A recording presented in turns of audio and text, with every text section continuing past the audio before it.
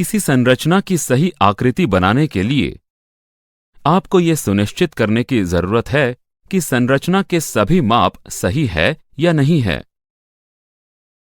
आप मापन औजारों का इस्तेमाल करके इसे सुनिश्चित कर सकते हैं, जैसे साधनी। एक दीवार या सतह की समतलता की जांच करने के लिए साधनी का इस्तेमाल करें। ऊपर से देखकर ये सुनिश्चित करें कि हवा का बुलबुला नली के केंद्र में हो।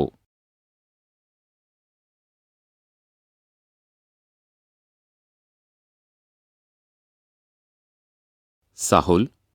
एक दीवार या स्तंभ के ऊपरी और निचले किनारों की समतलता की जांच करने के लिए साहुल का इस्तेमाल करें।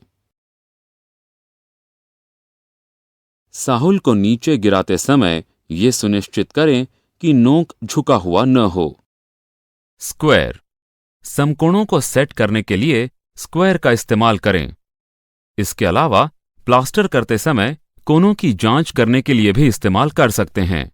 स्क्वायर का इस्तेमाल करते समय उसे या तो क्षैतिज या ऊर्ध्वाधर रूप में पकड़कर रखें, न कि किसी कोण पर या तिरछा, ताकि आप सही कोण माप सकें।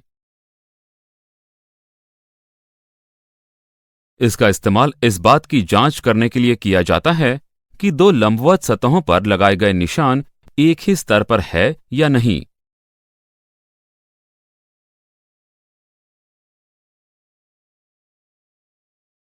ट्यूब लेवल में पानी डाला जाता है। ट्यूब लेवल को थपथपाकर सुनिश्चित करें कि उसमें हवा का कोई बुलबुला नहीं है। ट्यूब लेवल की एक भुजा को एक लंबवत सतह पर लगे पर और दूसरी भुजा को दूसरी लंबवत सतह निशान पर रखें। यदि ट्यूब लेवल की दोनों भुजाओं में पानी का स्तर एक ही सीध में हो,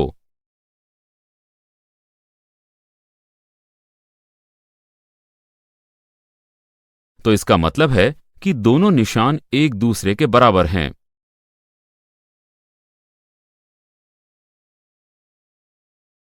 लकड़ी का फ्लोट। प्लास्टर की फिनिशिंग करने के लिए लकड़ी के फ्लोट का इस्तेमाल करें। लकड़ी के फ्लोट को समतल बनाए रखने के लिए जब उसका इस्तेमाल न किया जा रहा हो, तब उसे पानी में रखें ताकि फ्लोट के सभी छोर या किनारे नम रहे और लकड़ी समान रूप से फूले। ऐसा करने से फ्लोट का आकार बिगड़ेगा नहीं। Straight edge. संरचना में रखी गई ईंटों की व्यवस्था की जांच करने के लिए और प्लास्टर की गई सतह में किसी असमतलता की जांच करने के लिए स्ट्रेट एज का इस्तेमाल करें। स्ट्रेट एज को धूप में सूखने न दें और न ही पानी में भिगोने दें, क्योंकि इससे यह टेढ़ा हो सकता है या मुड़ सकता है। इसके अलावा स्ट्रेट एज का काम खत्म हो जाने पर उसे एक सुरक्षित स्थान पर सीधा खड़ा करके रख दें। हैंडलिंग औजार और सहायक साधन।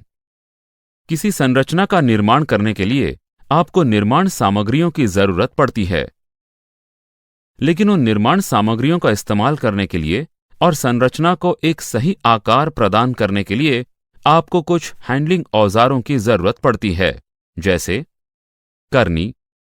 करनी ईंट जोड़ते या रखते समय आपको गारे को उठाने और समान मोटाई में ईंट पर फैलने में मदद करती है। अपनी चारों उंगलियों से करनी के हत्थे को पकड़ें और अंगूठे को धातु की पट्टी के शीर्ष पर रखते हुए करनी को पकड़ें। करनी को इस तरह पकड़ने से आपका काम काफी आसान हो जाएगा। कभी भी किसी कठोर सतह वाले ब्लॉक्स को करनी से न तोड़ें, क्योंकि ऐसा करने से करनी के किनारे मुड़ जाएंगे। लकड़ी की कुरेदनी। लकड़ी की कुरेदनी बाहर की ओर निकलते हुए गारे को हटाने या उसे बराबर करने में आपकी मदद करती है। सीमावर्ती क्षेत्रों से अतिरिक्त गारे को हटाते समय सावधानी बरतें। इसके अलावा आपको सहायक की जरूरत पड़ती है, जैसे गारे की तगारी। गारे की तगारी सीमेंट के गारे को चंबूतर से उठाकर निर्माण स्थल तक ले जाने के लिए आपकी मदद करती है। ड्रम या पीपा। डिब्बा या पीपा सीमेंट और रेत को मिलाने के लिए या सीमेंट का गारा तैयार करने के लिए आवश्यक पानी का भंडारण करने में आपकी मदद करता है। छलनी। प्लास्टर करने के लिए रेत को छानने के लिए रेत की छलनी आपकी मदद करती है।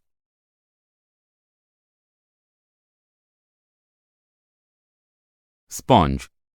प्लास्टर करते समय स्पॉन्ज पानी को सोख कर एक चिकनी सतह प्रदान करने में आपकी मदद करता है।